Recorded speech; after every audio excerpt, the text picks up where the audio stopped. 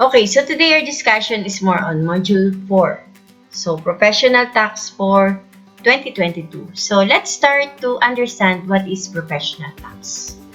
So, an outright tax of 8% can also be used by sole proprietor and by professional or general partnership as long as their net sales will not exceed 3 million.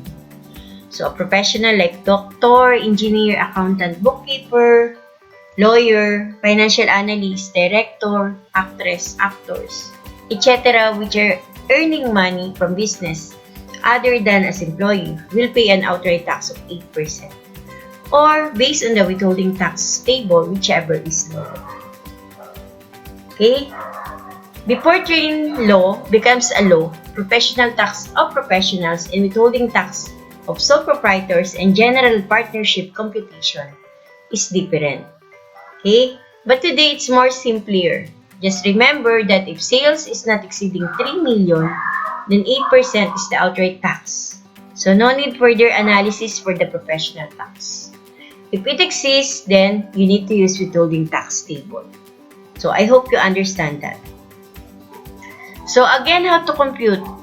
As what I've said, if sale is not exceeding 3 million, then you use 8% outright tax. If it already exceeds 3 million here for the last two, okay, here for the last two row, then you are going to use this table, okay, for the computation of their taxes. So, sample number 1. Mika is a professional doctor, so having her own clinic and receiving a salary of 100,000 a month. So, how we will compute for that?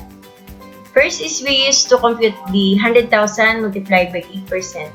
So, 8,000 is the monthly salary of monthly taxes of Mika. And then, you need to multiply it by 12. So, you need to pay 96,000 to the BIR. Okay? It's part of professional tax of Mika. Okay, for the sample number 2, suppose that Mika is a professional with gross receipt of 3 million annually. So, 3 million and not exceeding. So, we can also use the 8% outright tax here.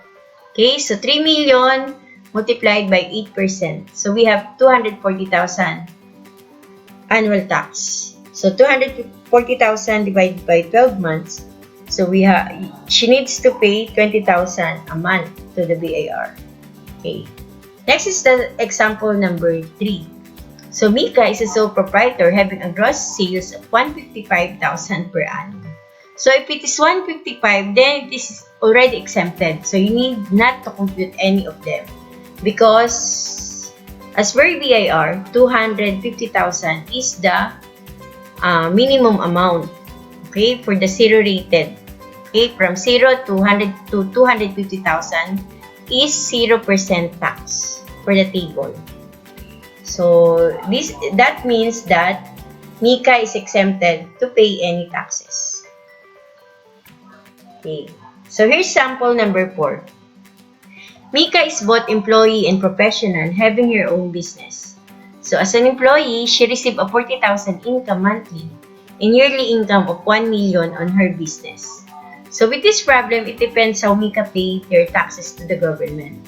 So, if as professional, so this sample is for if you are professional. As long as total earnings does not exceed 3 million, then she needs to pay 8% tax. Okay. So, if she used the 8% outright tax, then here's the computation.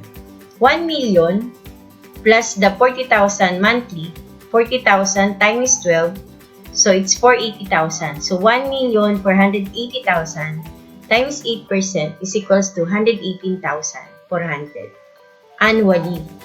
You divide it by 12 to have a monthly professional tax of 9,866.67 that will be paid to the BIR monthly. Okay?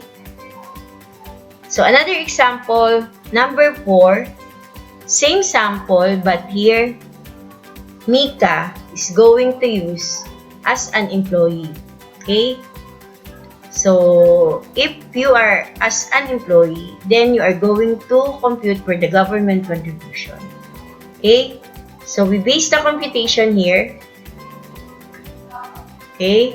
40,000 multiplied, you need to compute for the SSS, so that's maximum of 1125 times 12, so we have 13,500. For the PhilHealth, we have 40,000 multiplied by 2%, so we have 800 times 12, so we have 96. Same as with Pag-ibig, 40,000 multiplied by 12, so we have 96. So total, these three contribution, we have 32,700 annually. So this amount will be put it here as deduction to the total gross compensation income. So 1,480 minus 32,700. So taxable income of Mika, because she's using the taxable table, so we have 1,447,300. Okay, so annual withholding tax is 800,000. Tax is already 130,000. And the remaining is 647,300 multiplied by 30%, which is 194,190. So you add the two to make it 324,190 for the annual withholding tax of Mika. Okay? So she slashed it down, or she divided it by 12 months. So she's going to pay 27,015.83 per month to BIR. Okay? So I hope you enlightened with the computation of the professional tax. Okay? So it's easy. Just understand if she's going to use the outright tax, or she's going to use the withholding tax table, or she's going to use the outright tax, or she's going to use the withholding tax table even though it's not already 3 million. So that's your option. Okay? So I hope you enjoy and you understand the computation of professional tax. Again, this is Ma'am Ching, and let's end this discussion for today. Bye-bye, guys.